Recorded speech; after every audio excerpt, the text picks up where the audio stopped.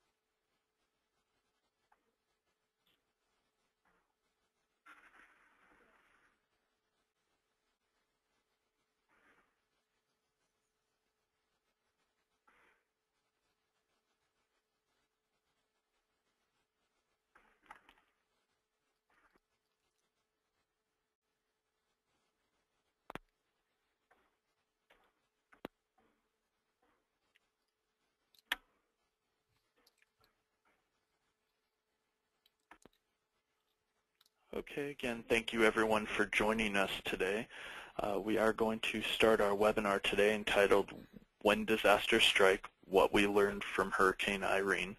My name is Robert Bowman. I'm the Senior Marketing Manager with Higher Ground, and today's webinar is sponsored by Higher Ground, and we would like to thank AvTech, the Vermont Emergency Management, and Burlington Communications for participation and the presentation this afternoon. Just a couple of housekeeping things before we kick it off.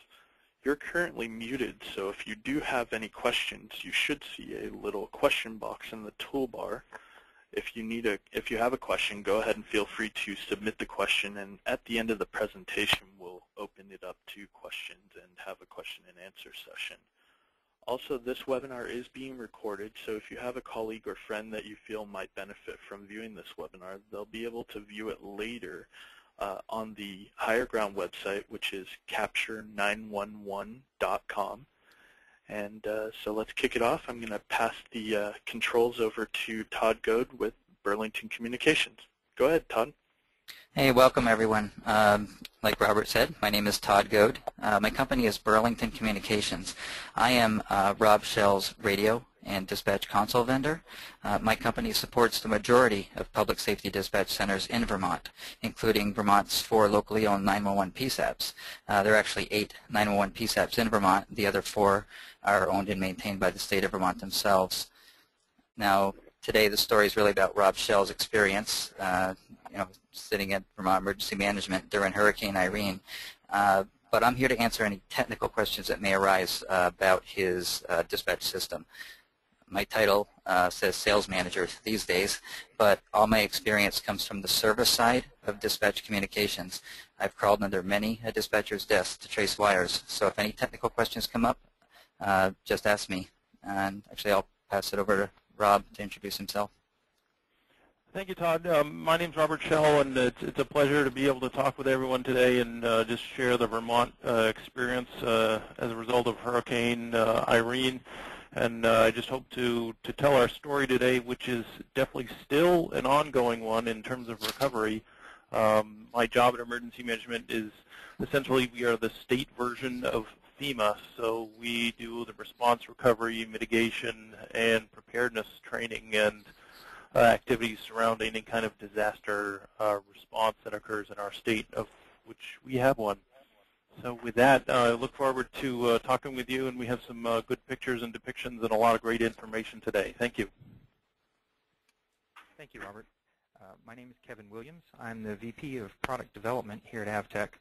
That means I have responsibility for our marketing, engineering, and customer support activities within the organization. And I'm going to get us started today with a couple quick slides. We'll start with just a quick agenda.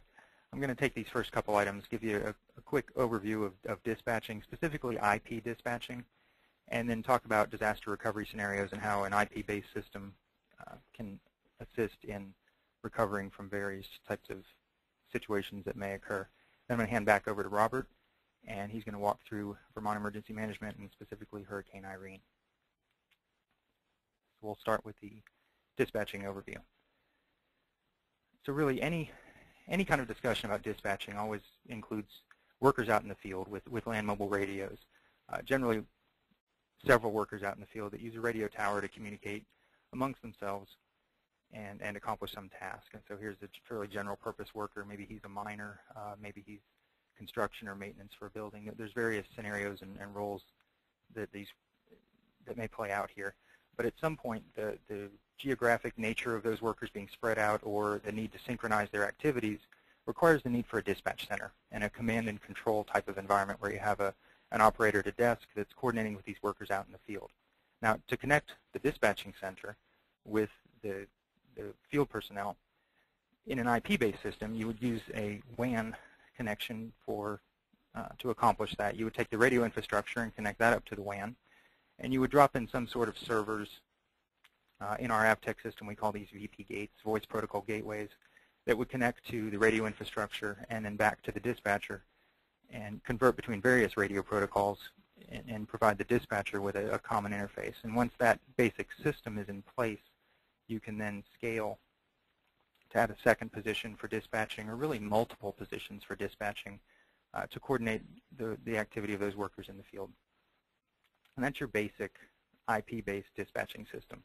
Along with the VP gates, this diagram is fairly simplified. You may have logging recorders. You may have other equipment in that office environment as well to create a full dispatching system. But for the sake of today's discussion, I've tried to simplify. Now, along with the main dispatch center, there may also be remote workers, perhaps that need to do some dispatching function. In an IP-based system, you can connect those remote workers with the same network connection back so that remote worker can go to those VP gates and connect out to the radio infrastructure in the field. You may also, as your system grows, need to have various positions in the RF, whether it's spectrum issues or the size of the area you're trying to cover, or just different technologies, different frequencies that you're communicating with. You may have various connections into that WAN with different radio infrastructure. These may be used in dispatching. You may be communicating with trains. You may communicate with aircraft, various sort of use cases that exist here, utilities, delivery services. The most common, or one of the largest, and the one we're going to talk about today, is your first responders, your police, and your fire. But really, the takeaway from that slide is that modern communication systems have many different types of communication devices. You have radios, you have conventional radio systems, trunked radio systems, you have older analog systems and newer digital systems. In some ways, with an IP-based system, you're going to convert that back to an Ethernet connection into the infrastructure of the organization. But you're also wanting to integrate telephony devices into most dispatching scenarios, whether that's a cellular PTT service or that's a voice-over IP phone. And really, to enable both of those, we've seen an ongoing trend of open standards, P25 being the most prominent example of that in public safety, but other standards have started to emerge as well that allow these interoperability between systems. So if we return to our picture here again, and we think a little bit about how the system might evolve or grow, especially as you add more radio infrastructure, more users in the field.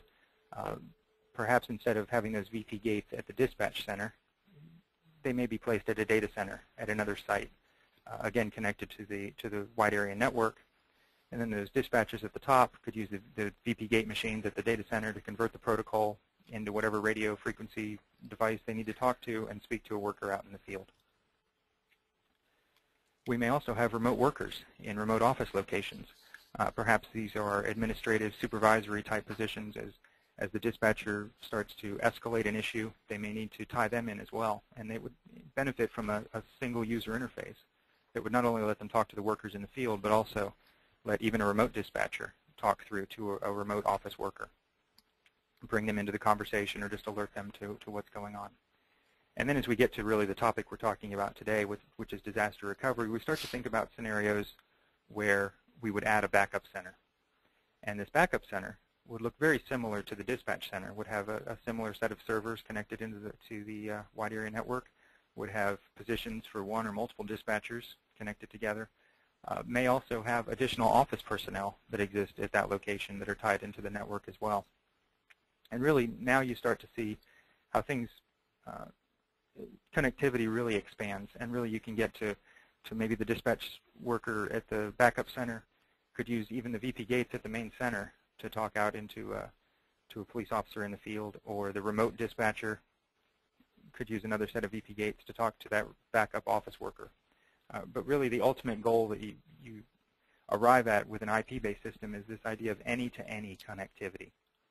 And what does that mean? Well, any type of endpoint, whether that's a radio, whether that's a phone, any communication device, regardless of the underlying technology, being tied into a unified interface that the dispatcher can communicate with that endpoint, but not just one dispatcher, but really any dispatcher, or even dispatcher-to-dispatcher type communication where you can collaborate across dispatchers, where you can have supervisory type functions where they would take over or monitor activity as it goes on at different dispatching positions, being able to patch and conference those dispatchers together so they can collaborate and solve problems and make all that happen in real time, and really be able to do that at any time. And any time means that you've got a fault-tolerant system, so that when things happen in the real world, your system can recover, that operations can continue, and failover is automatic or can happen very, very quickly. So if we go back to our picture now and talk about some disaster recovery scenarios. We go back to where we left off last time, but let's talk about if something goes wrong, if some failure occurs at a single point in the system. Well, all of the VP gates that you see there are pictured with two boxes in that picture, and the reason for that is that there's built-in automatic redundancy. So if one box is the primary, the other is the secondary. If the primary server stops functioning, the secondary server will take over automatically and continue the connectivity out to the endpoints that it's connected to. So that's a very simple kind of failure that's just built in inherently to the system. But what happens if other things cease to function properly? What if a radio tower in the field goes away, and the connection to those workers is now lost from that tower because it stopped functioning? Well, if the VP gates in the data center, say, were responsible for that tower, if those VP gates are able to detect and adjust to that, they may be able to select an adjacent tower that has some overlapping coverage that could then reconnect with that worker and allow him to again communicate with the dispatcher. So even that remote dispatcher could use those VP gates to talk to that worker in the field now, and the connection could be restored seamlessly to the dispatcher. But what happens if a facility becomes uninhabitable? What if those dispatchers at the dispatch center are not able to access the building, whether it's what we sometimes refer to as a white powder incident, where it's just not safe for humans to be in the building, or it's just inaccessible for some other reason. Getting to and from it is no longer possible. Well, those workers then could relocate to the backup center, and from the backup center still access the equipment in the dispatch center to reach the workers in the field. But what happens then if not just the building's uninhabitable and the equipment was still functioning, but what if the entire building was destroyed or ceases to exist or function properly, a black hole type scenario that we refer to as well? What if you have that situation? Well, in that case, your remaining VP gates should be able to, in a fault-tolerant IP dispatching environment, detect that kind of failure and take over and resume the connectivity with the endpoints in the field, so that dispatcher in the backup center could then use one of those VP gates to get out to, say, that train in the field. But what if the backup center goes away? You have multiple failures now across different areas, and workers are no longer able to access, or that facility does not function in any way. There's a power outage, lots of reasons that could happen. Well, if you still have your remote dispatchers and you still have some VP gates in your data center, then you could still reach workers in the field with those VP gates at the data center being reconfigured to access all endpoints. So the takeaway here is that there are some best practices in dispatching consoles and IP-based consoles and how they deal with disaster recovery. The first of those is the any-to-any connectivity that I mentioned earlier. Any dispatcher being able to connect to any endpoint allows for seamless recovery from white powder or uninhabitable vacated facility type incidents where the equipment may still function, but people are not able to work locally in that building. The next piece is really automatic failover. As you have these failures, you need a system that can automatically recover, and definitely your mission critical components. Your in the Scout world for AvTech, that's the VP gates that I talked about. That's the outpost radio over IP box that we make. The console positions are redundant. They need to be able to fail over automatically, where if one of those goes away, there's multiple in place, and the secondary units can take over. And the next is the need for remote consoles, and this is something that's very often discussed, but certainly in a disaster scenario becomes amplified. The dynamic nature of what's going on makes it even more necessary to be able to adapt and adjust the system and connect workers in ways that maybe wasn't completely foreseen, but the system needs the flexibility to be able to do that in an easy way that can be handled in a disaster situation. And then the last is the WAN failover. As you have entire sites go down or be cease to function, you need a way for the existing sites to assume those responsibilities to maintain system operability. So those are really the four kind of tenets of a disaster recovery dispatching system, or the best practices that should be adhered to. But all of this has been fairly theoretical and high level. So at this point, with that kind of background behind us, I'm going to give control to Robert and allow him to take us through a little more real-world scenario of what he experienced in Vermont. Robert? Well, thanks very much, Kevin. You addressed a lot of the really important themes, and as we're just going through the story of what happened to Vermont, those themes are real central to a lot of the challenges that we faced. The story here with Vermont, over the next few slides, we'll just cover some of the response and the recovery, the ongoing recovery that is happening on a day-to-day basis in our state. And towards the end, we'll talk a little bit about the logistics of communications and how those were challenged.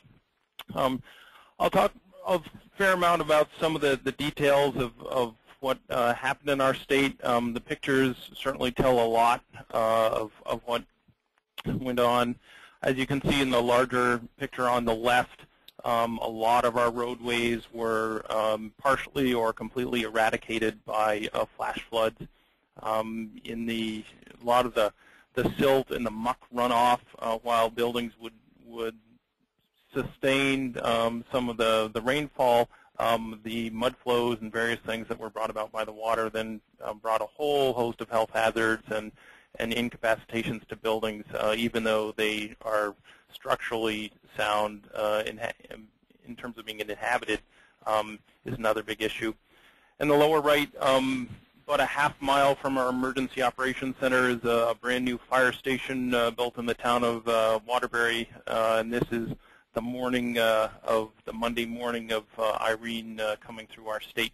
And as you can see, there was certainly water issues right in the primary building where we operated out of. So a few of the sort of backgrounds on how the storm traversed our state. Vermonters typically don't worry about hurricanes or tropical storms. We do see some residual rain bands, often from the typical storms that traverse the coast. Either they'll flow into the Gulf and then ride up to sort of the East Coast, but by the time they get to New England and specifically Vermont, it ends up being some rain, but often not a significant amount. That whole story changed back on August 20th as we started to track and look at the potential tracking for Tropical Storm Irene. As the days grew ahead, Vermonters still weren't all that concerned about it. You have to remember that we endure 3 to 4 months of 2 to 3 to 4 feet of snow and sub-zero temperatures, so there's a fairly hardy outlook on weather issues, and so people weren't necessarily all that concerned. Our population it's one of the most rural states, around 650,000 people. That is, for perspective, 1/6 of the population of Long Island, New York. So you could fit 6 Vermont populations into just Long Island alone. The interesting sort of history to the Irene track is that back in September of 2010, as part of our Department of Homeland Security statewide training initiatives, we launched what was called CATEX, or Catastrophic Exercise, which was a large-scale 3-day statewide exercise that mimicked a hurricane that happened to come up the East Coast and traverse through New York and Massachusetts and come through the spine of the Green Mountains. And we, to this day, continue to poke fun at the National Weather Service, who did the predictions based on the scenarios. They were just generating these sort of false scenarios based on a potential that we always considered low about getting a significant impact from a hurricane, and in this case it was a tropical storm. However, August 28th showed us quite differently, as in the early morning, late Sunday to early morning hours, the hurricane began to traverse the state. Now, typically, the worst winds of a hurricane are to the right side, or if you will, on the east side, and the rain tends to be worse on the left. And that pattern did play out in Vermont, as we did see some significant winds. However, they weren't certainly at hurricane level. You can see 50 miles per hour there in the lower part of Vermont as it enters around 5 p.m. However, those were isolated gusts that ranged from 30 to 40 miles an hour. So this really wasn't a wind event. This ended up being a very significant rain event. A little more on the preparedness activities leading up to this. On the 26th, our State Emergency Operations Center, which is located in, ironically, Waterbury, Vermont, started some initial preparatory actions. We start briefing our agencies called state support functions, and those are the transportation, the law enforcement, the Red Cross, all the human service agencies that would be involved in flood response. And so the people were ready and aware and understood that we were going to probably get a significant amount of rain, but again, no one really was able to predict the massive fallout and impact of the rain we actually did see. On the 27th, our State Emergency Operations Center activated to what's called a level 4. Level 4 means that we're involving local, state, and federal agencies, and federal agencies are actually in state at the time. That's what the level 4 gets us to. As a little bit of background, it's been a disaster year in our state. In April and May, our Lake Champlain went somewhere between 8 to 10 feet over flood stage for the better part of a month and a half. What this meant is that any of the coastal properties, which were in primarily camps for summer vacationers, did completely flood. There was an ongoing significant amount of disaster relief, and FEMA actually, and to our advantage, was already in state. At the time Hurricane or Tropical Storm Irene came through, there were 200 FEMA employees already in Vermont at work doing disaster relief work associated with the April and May floods. There was also some central Vermont near Montpelier, the Vermont capital, that also sustained damage in the early spring, and that disaster relief work was also actually underway. And that ended up playing a significant part in our disaster response and subsequent evacuation that our Emergency Operations Center had to undergo. Continuing on the 27th, the Governor Shumlin, declared a state of emergency. That allows the National Guard to be deployed and readied. They stationed what are called QRFs, or Quick Reaction Forces, around the state, which are essentially high water clearance vehicles that were available and actually pressed into use on multiple occasions due to the amount of water. As the 28th rolled in around 5 o'clock, now Tropical Storm Irene entered the southeast part of our state. It actually was located right where our single nuclear power plant is. That ended up having no issues associated with the storm, despite being located next to the Connecticut River. Later that evening, the storm tracked further into the Connecticut River Valley, that putting the significant amount of rain fall to the left of the center of the storm, which is right over Vermont primarily, and it continued to exit later that night. As we look at sort of the Vermont topography, one thing to understand is that we have a very sort of mountainous terrain. Vermont is French for Green Mountains, and the spines of the Green Mountains run on a north to south traverse of the state. So what happens is we get significant amount of rainfall, and is everyone able to see the rainfall slide at this point?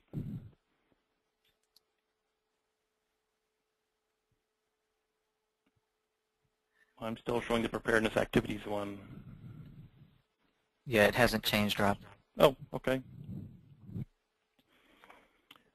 Well, so those spines, while we don't have, here it is, we have one large body of water. We don't have any major waterways such as the Mississippi or something to that effect. So in larger waterways, you can predict surge, you can project the amounts of floods, as we saw earlier this year down in Mississippi where they had opened the floodgates, for example. But Vermont's issue is flash flooding. Significant amounts of rain will go into our Green Mountain ranges. They will fill the tributaries. Those will all concentrate into smaller streams and rivers, and then ultimately we can see large volumes of water essentially funneled from the mountain range systems into our communities in very short order. Rainfall amounts ranged from ½ inch to 1 inch an hour. Totals ranged from 4 to 7 inches, although I believe those numbers were higher in some localized amounts. Yeah, I see localized amounts of greater than 10 inches, and that's within a roughly a 12 to 10 hour period. And the other part about this was that this occurred overnight. So residents kind of buttoned down and still were probably a little bit skeptical about the amount of damage or rain they might see, but awoke to a completely different story. Flash flooding did occur on a lot of the headwaters of our main rivers.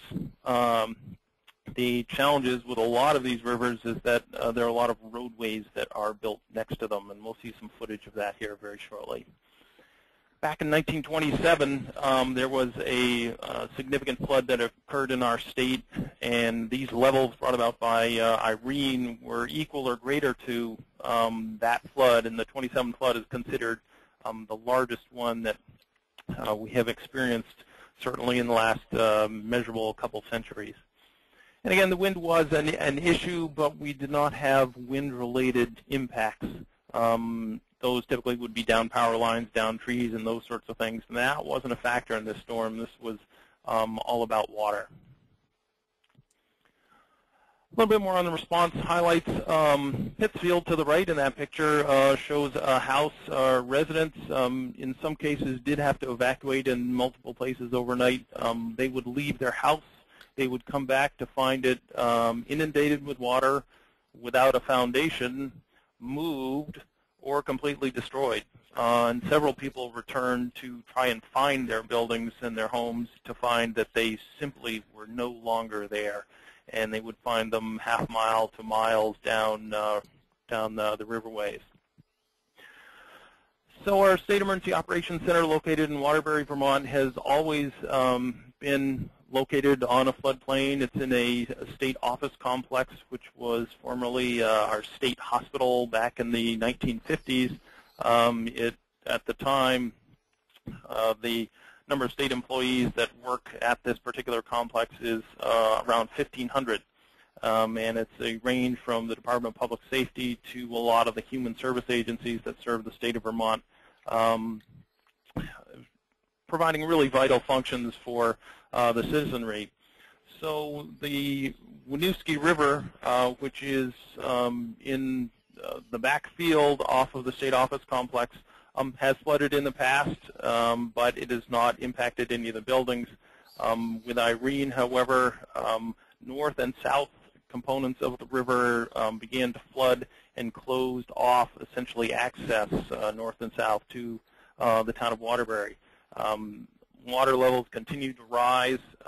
State buildings, including our state hospital, which is for people with emotional issues and criminal emotional issues, had to be evacuated as water began to flood the system. The other part about the state office complex that back in 1950, when it was constructed, the majority of the buildings were all connected by underground tunnels, which in the winter in Vermont is a great thing, but when you're flooding, it just simply becomes a conduit to spread a lot of water around.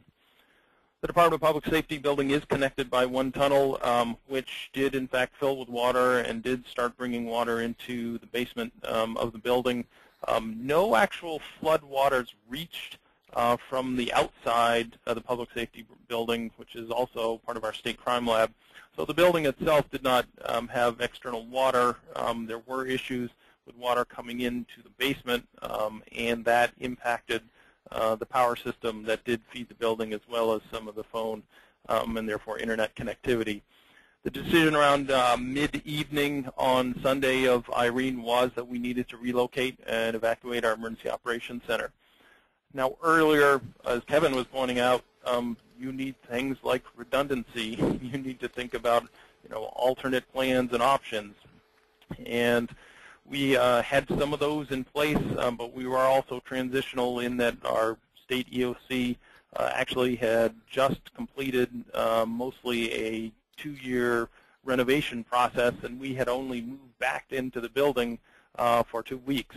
So we were in a state of real flux in terms of an ability to fully function at the EOC level for the state, as well as determine what equipment and stuff we needed to move with literally minutes notice based on the unforeseen flooding that actually came into the complex. At any rate, we did evacuate and back to having FEMA in state and having 200 FEMA employees. They had rented a very large office building in the city of Burlington called the Joint Field Office, or JFO, and this is the coordination point where they will take all of the disaster information they collect from around the state and detail it, make sure it's all valid, and also issue the reimbursement checks for restoration projects for individual and public properties. So we were able to, in very short order, since FEMA is a temporary office space, they're very resilient at moving things around, fortunately, and we sent our whole emergency operations staff up to the Burlington location, having to drive through 6 to 8 inches of water to get out. Everyone did get out in time. But inherent and lost in this process was our Department of Public Safety internet connectivity, our phone system, and our radio connectivity. We maintain 2 AvTech consoles here for our low band and public service and Vermont Agency of Transportation connection networks. And I'll talk about those as we get a little further into the program. But that connectivity was lost, and what that meant was that we weren't able to access a lot of our emergency points to get a handle on some of the disaster events taking place, as well as matching resources. And the Emergency Operations Center is not really a command center. Its role is to provide resources and assistance to the local communities based on the amount of need they have. It's really a one-stop shop for resources. and we didn't have the mechanisms for the better part of a day and a half to get that information out. So another vote for some of the redundancy that we had built in, but it wasn't fully connected, and we'll come back to that. Vermonters do not like shelters. Vermonters like to, again, we have 3 to 4 months of sub-zero weather in some cases, so getting a Vermonter to get out of their building, their home, and access some of our shelters usually means that the event is very significant. And so we had several shelters that were open, and then subsequent ones that had to be opened because buildings were actually destroyed. And there's kind of more to a disaster than just the water rolling through your building, because that often brings a lot of contaminants.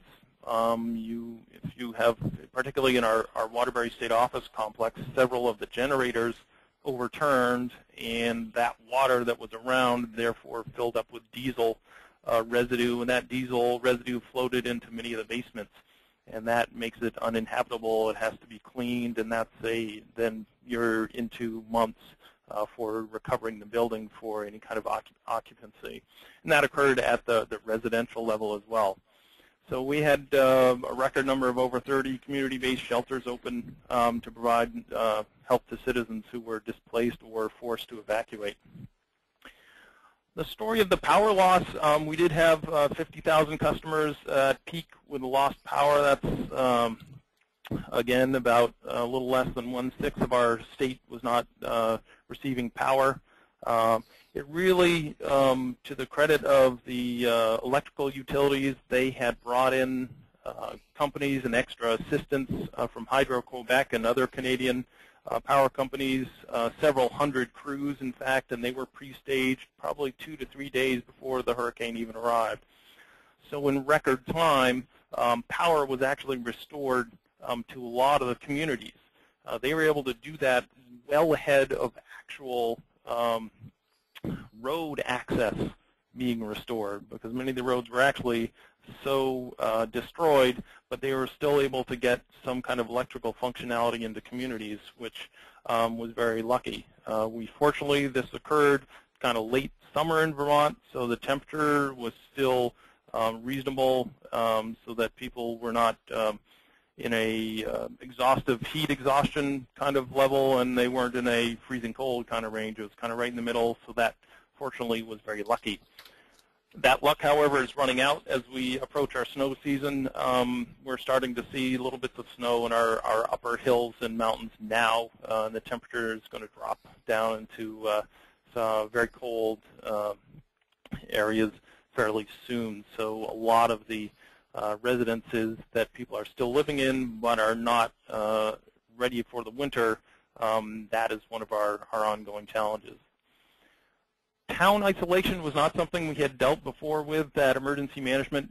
Yes, we have flash floods, and the typical number of culverts on average per Vermont town is 800. So with 800 potential culverts in each town, yeah, we do lose roads, but there's usually different options. But we actually had some of our communities that are located near the spines of the Green Mountains who were simply isolated.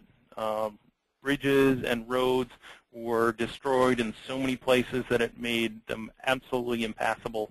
And so there was very significant road loss, which we can talk about here in a couple slides.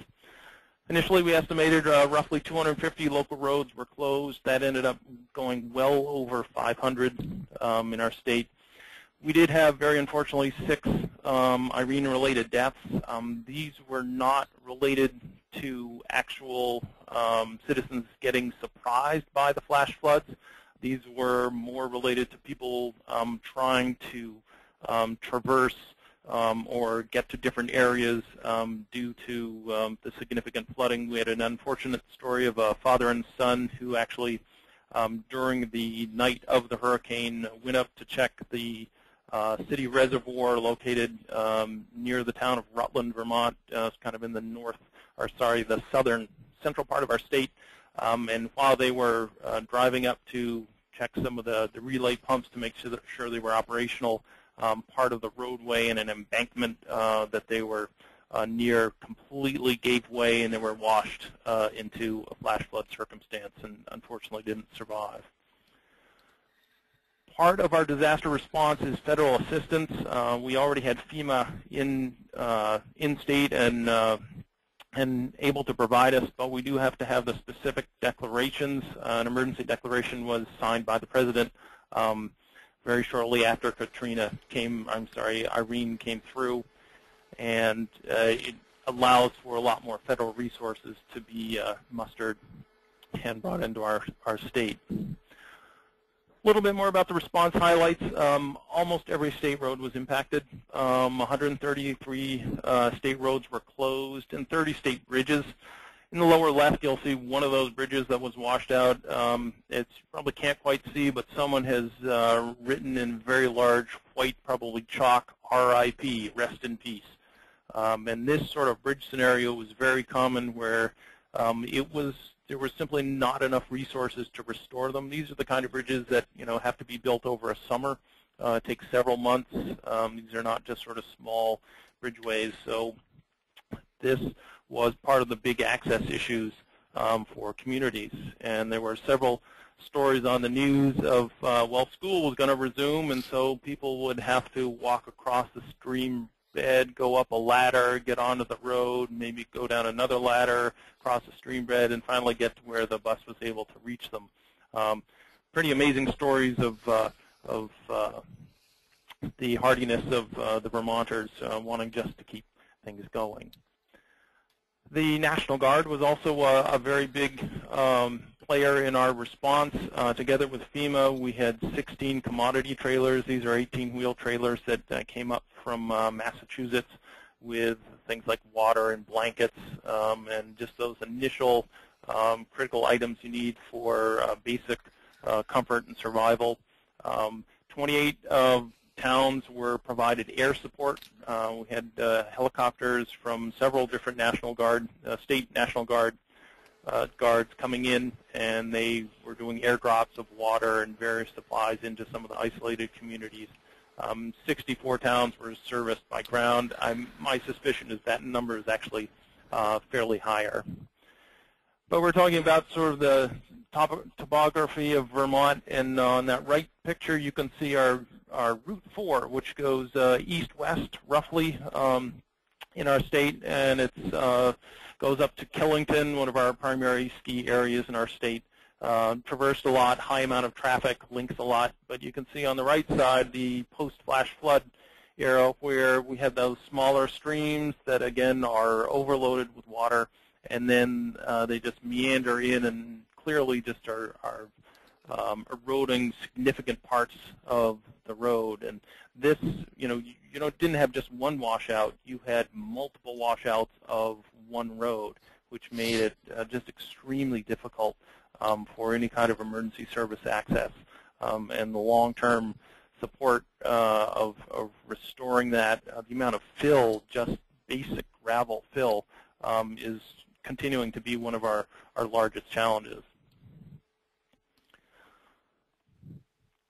So a few more, some more footage. The top left there, that's one of the washouts. If you just look at the height of that erosion that occurred and imagine that the water had to be at that level, there's an excavator roughly in the middle of the photo, and that's probably a 25 to 30 foot high bank, and they've actually built that up some. So that, that's just one area requiring repairs. The lower left is very similar.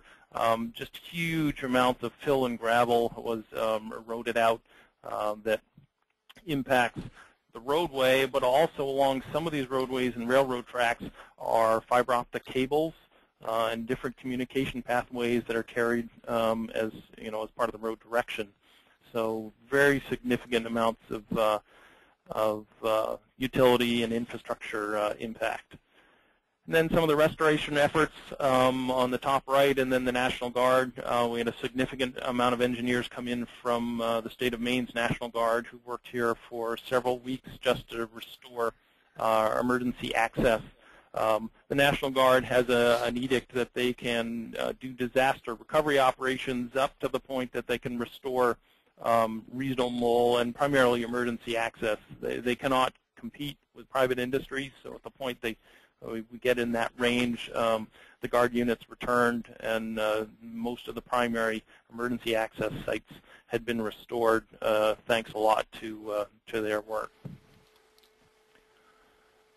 So to get to the last few slides, the scope of recovery is just massive for our state. Our State Emergency Operations Center switched to what we call recovery operations. That meant some of the real emergent issues had been dealt with by several days later on September 12th. 225 of our 251 towns were impacted in some way by Tropical Storm Irene. So it's the recovery has affected a very wide net of impact of different needs, from infrastructure repair, public facilities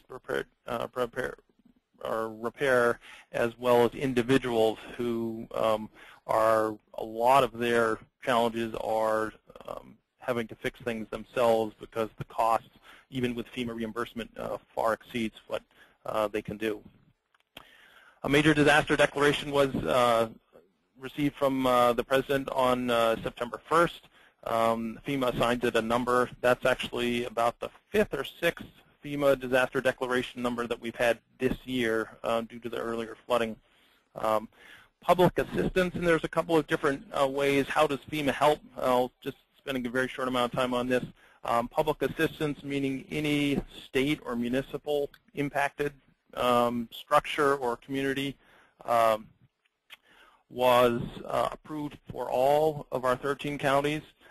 Individual assistance, that means the homeowner, the citizen, that assistance was declared for 12 counties in our state, which is very significant because Vermont does not have a disaster relief fund. We do not have any kind of disaster mechanism that is turned on to provide assistance in the event of catastrophe. So having federal assistance is absolutely essential towards our state's recovery. FEMA had their disaster recovery centers, or DRCs, open, and those are centers that they will open up to allow citizens to come in and register their damage. And one of our biggest challenges is making sure that every citizen documents every single ounce of hurricane, tropical storm impact at their residence so that they can get the maximum amount of reimbursement. FEMA typically will reimburse 75% of the mapped out cost of recovering your property, and that funding is based not to return your home, for example, to the pristine condition that it was before. It is metered so that it's going to return your residence to a livable condition, a livable, safe condition. So the economics are always a little bit challenging in this. One of the other unfortunate things that happened is that we had a lot of historical and cultural loss in our state. A lot of town clerk offices and things like that flooded. That's very significant. If a small town loses its tax revenue generating capability, that obviously has huge impacts towards how it's going to function in the future. So there were a lot of different historical and cultural sites that were lost from commercial, residential, governmental, educational, those sorts of things that are still going to be a long-term challenge for our state just to recover. Even in this age of electronic backup, some of those things just simply weren't available. And the picture is Rochester on, I believe it's Route 125, and that's at the base of one of the Green Mountains, and that's just one of the roads, one of many that was victimized by the flash flooding. A quick summary of what the overall recovery costs are looking like based on the numbers of damage can be sort of seen in a snapshot of the public assistance information. And what's FEMA PDA, or pre-disaster assessment, that's an initial assessment by FEMA, not based on very specific numbers, of the amount of damage that's occurred. And these are just public properties. 709 different buildings were declared damaged. 423 are considered major. Owner destroyed, 101. These are just public entities, not to mention the hundreds and hundreds of individual sites that are also are impacted. So on the lower right is down in, I believe it's Stockbridge, but one of the things that also has happened is that the local first response, emergency management directors, fire departments, police, and EMS are simply overwhelmed, and town governments are simply overwhelmed by the magnitude of the impact of Tropical Storm Irene. And it's caused a lot of people to have to the breaking point because they just simply have just too much on their plate, and it's just too overwhelming given what's happened. The other part that's coming up, like I said before, is that we have winter approaching, so a lot of these towns have a huge amount of issues ahead of them just to get ready for winter, and they have no budgets, they have no equipment really to handle it like they typically would. For perspective, on the lower right are a couple snapshots from our state office complex within a couple days following the actual flooding. So you can see we've got very tall 3 to 4 story brick buildings. They all have basements.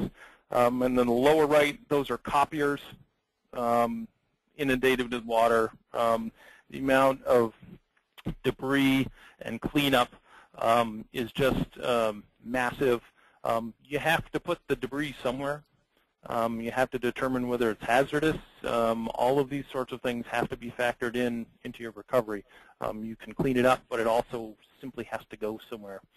So currently at the Waterbury State Office Complex, none of the buildings are operational with the exception of where I happen to work, the Department of Public Safety building. That was spared flooding like we talked before. A little bit about the numbers. The just in federal highway damage, the estimates are 5 to 7 million. Public assistance, again, that's public infrastructure damage, 120 million. And then into the homes, the citizens, we're in the 18 million range of simply distributed assistance for people who have been impacted.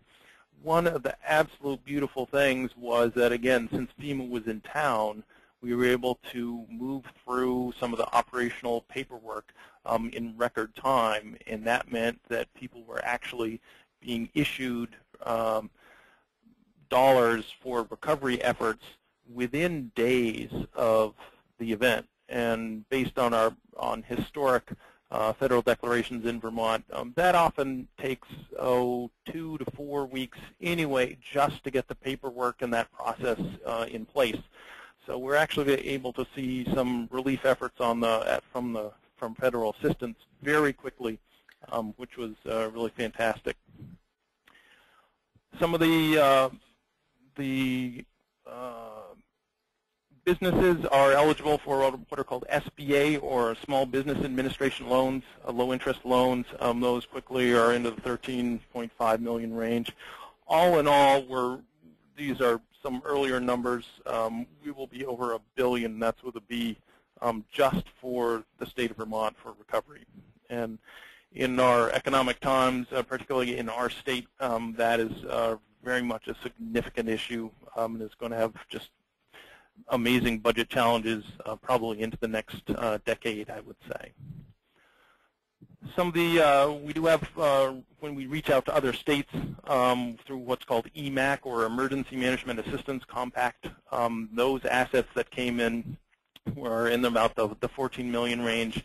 And then there's some federal assistance that were just on the initial side of just assets like trucks and radios and those sorts of things, which ran into the $5 million zone pretty quickly. So kind of to conclude, what we're talking a lot about AvTech and redundancy. In 2010, we were able to purchase 2 AvTech consoles with the intent of them having the plug-and-play, what I call, to simplify it very much, capability, having a VP gate that you can simply plug into anywhere would give us access to our radio communication systems that we at Emergency Management depend on. Our state is served by a microwave ring. We have a few large mountaintop systems that are all connected by a redundant microwave system. That, during the whole Hurricane Katrina, was still operational and never failed. It has a lot of redundant loopage through it. And that's the conduit that we are able to hit our mountaintop radio systems with. With our AFTEC console system, we maintain what's called a low-band network, which we are able to use for contacting some of the major players in infrastructure management for our state. So that would be all of our major utilities that provide power and our gas systems.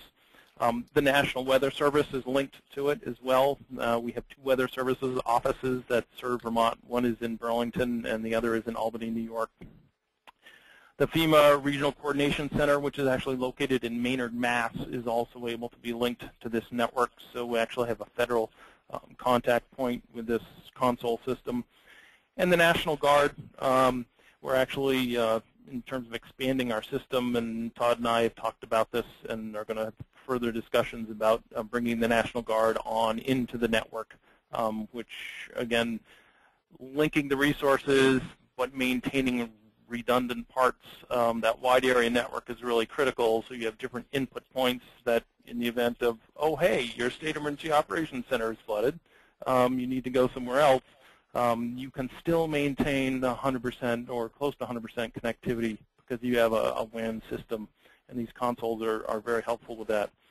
The Agency of Transportation is also part of this network, and we're actually expanding the linkage with them as well. And then in the southeast part of our town, we have our Vermont nuclear power plant, where we have our networks that go down into that as well. So there's a significant amount of connectivity that's absolutely critical for that portion of the state. So one of the questions for everyone who is listening is to simply ask, what is your redundancy? When we flooded here, we had to leave within minutes.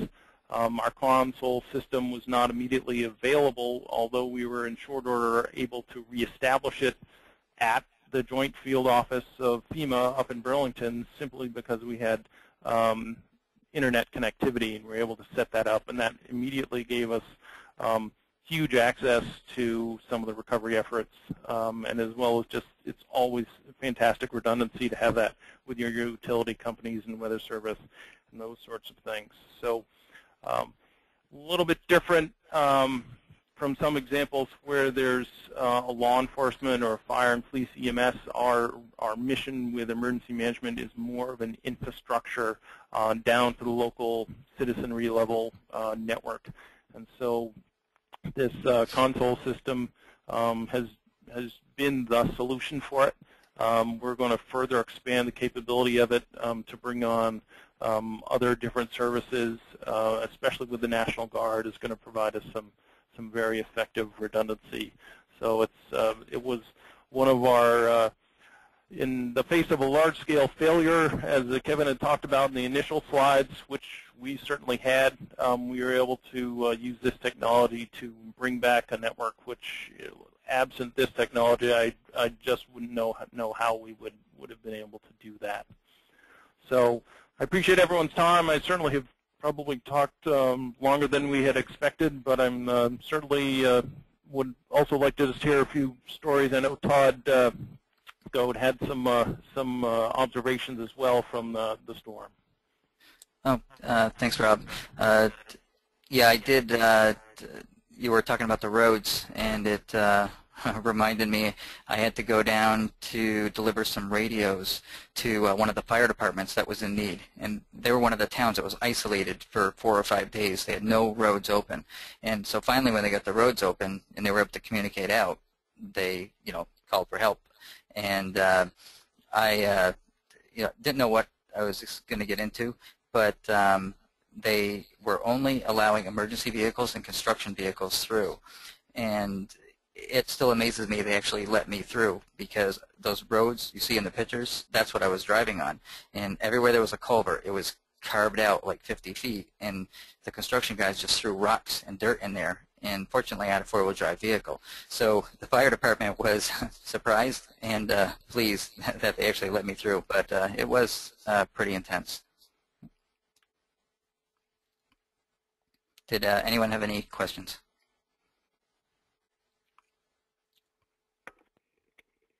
Thanks very much, Robert and Todd. We're going to go ahead and open it up for questions. If there's any questions, go ahead and submit them into the form at the end, and Todd or Robert or Kevin can get to your questions. We'll give it just a few moments for people to get them submitted if there are any, and we'll start wrapping it up. Okay, thank you. Yeah, well, people are thinking about questions. I think it's important to note that the commercial side of my business saw an impact as well. Green Mountain Coffee, also located in Waterbury, was affected, and they had to evacuate buildings. And what's interesting is one of the first things that is, can they connect their radio system to their other buildings over IP, because their cell phones went down. I'm not sure which carrier they were on, but they discovered right away that having your own internal system makes a big difference.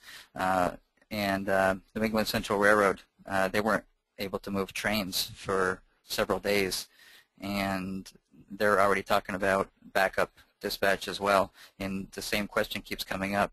It's all about backup, redundancy, and IP.